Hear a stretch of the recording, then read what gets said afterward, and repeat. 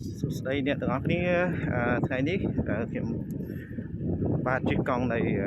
ប្រទេសវៀតណាមបាទព្រឹកឡើង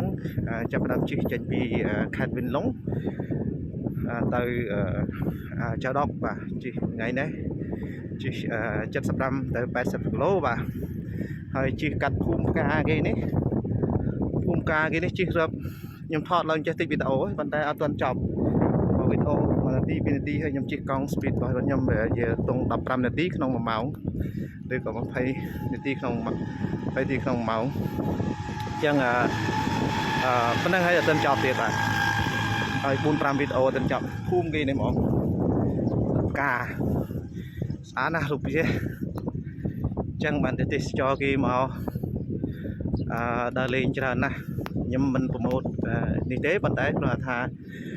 យើងគួរតែរៀនសូត្រតាមគេកន្លែងគេស្អាតកន្លែងទេសចរគេបើកន្លែងផ្សេងដូចតែយើងដែរប៉ុន្តែកន្លែងទេសចរគេស្អាតមែន